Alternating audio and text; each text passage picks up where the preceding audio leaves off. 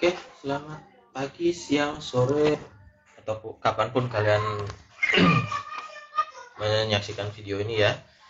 Nah, untuk kelas 10 sebelumnya kita sudah belajar tentang bilangan berpangkat. Nah, sekarang lanjutannya adalah bentuk akar.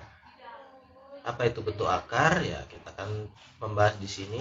Seperti biasa saya akan usahakan video ini tidak terlalu panjang ya, karena kalau terlalu panjang nanti kalian akan bosan juga. Kita akan bahas sepotong-sepotong gitu ya, supaya lebih fokus.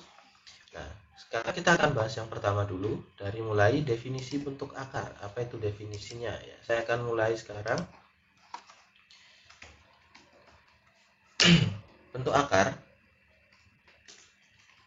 adalah ini ya. Jadi bentuk akar itu adalah bilangan yang jika diakarkan hasilnya irasional.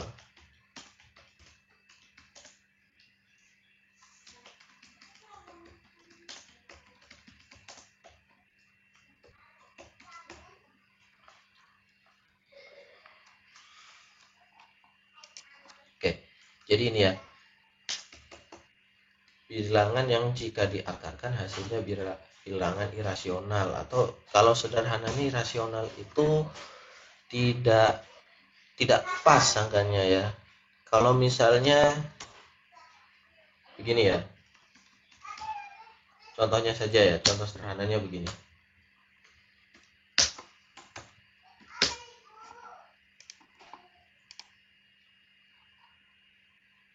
Misalnya kita punya akar 36.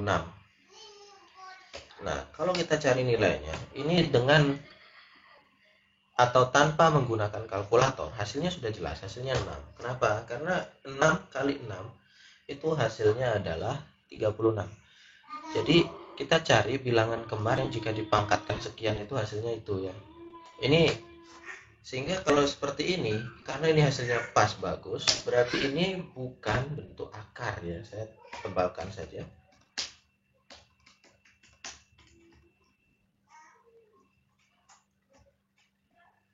Nah, akar 36. Kalau dia akarnya seperti ini tidak ada angka di cekungannya ini. Berarti dia kita cari hasil bilangan kembar duanya ya. Artinya bilangan berapa yang kalau dikalikan dipangkatkan 2 hasilnya 36 itu ya. Artinya, apakah hanya untuk pangkat 2? Tidak juga. Oke, saya ambil contoh lain. Nah, sekarang begini. Ini akar pangkat 3. Artinya kalau akar pangkat 3, kalian harus cari bilangan yang dipangkatkan 3 hasilnya 27. Itu artinya akar pangkat 3 dari 27, dan ini hasilnya adalah 3.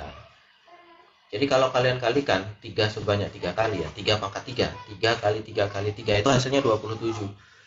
Pas hasilnya, sehingga ini bukan juga bentuk akar itu ya.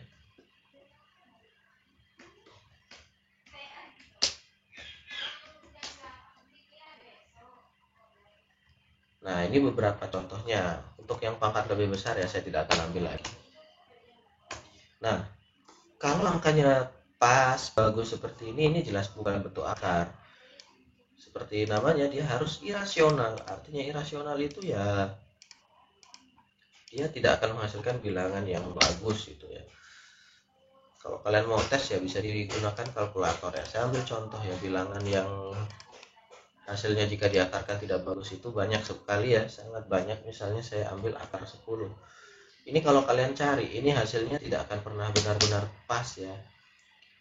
Nah, itu bukan hasilnya berupa bilangan rasional, atau hasilnya itu adalah bilangan irasional. Ini adalah salah satu contohnya. Ini adalah bentuk akar ya. Silakan kalau kalian cari di kalkulator, ini hasilnya tidak akan pernah pas. Makanya biasanya dia bukan menggunakan sama dengan tandanya, tetapi dia menggunakan tanda ini. Ini artinya mendekati ya. Akar 10 itu kalau kita cari akar 10 itu kira-kira hasilnya adalah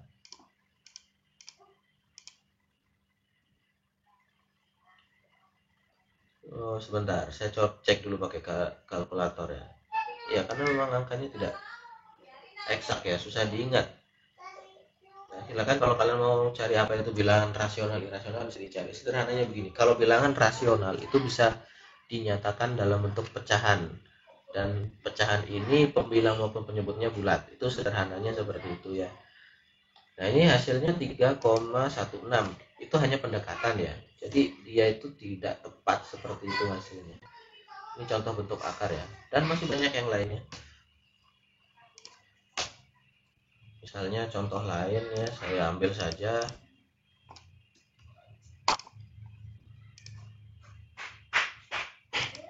Ya, misalnya ini akar pangkat 3 dari 9. Nah, ini juga kalau kalian cari dengan kalkulator hasilnya juga tidak akan bagus ya hasilnya.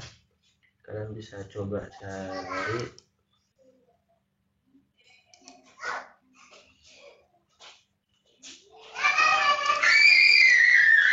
9 akar pangkat 3. Oke, hasilnya kira-kira ini ya, 2,08. Nah, hasilnya juga bukan angka pas ya, makanya saya gunakan tanda ini. Beda ya, ini tidak sama dengan lurus tetapi mendekati sebenarnya, 2,08. Nah, ini tidak pas hasilnya, sehingga ini adalah salah satu contoh bentuk akar.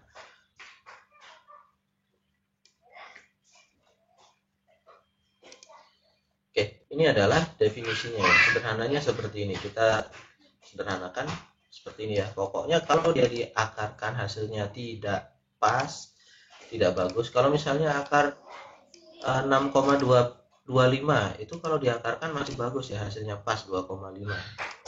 Karena 2,5 kali 2,5 hasilnya 6,25. Itu berarti bukan bentuk akar.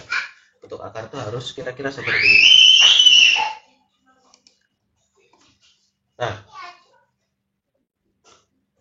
bentuk akar ini kalau dalam bentuk pangkat sebenarnya dia adalah bilangan berpangkat pecahan ya. Jadi bentuk akar itu adalah bilangan berpangkat pecahan.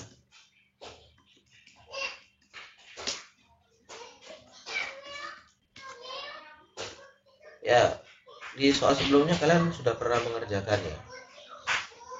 Tetapi di sana saya minta kalian mengerjakannya dalam bentuk yang sederhana. Jadi seperti ini ya kira-kira ya. Kalau ada sebuah bilangan, misalnya A berpangkat, nah, sebentar, saya buat dulu pecahannya. Ini tolong disabarin karena kita sedang mengerjakan pecahan.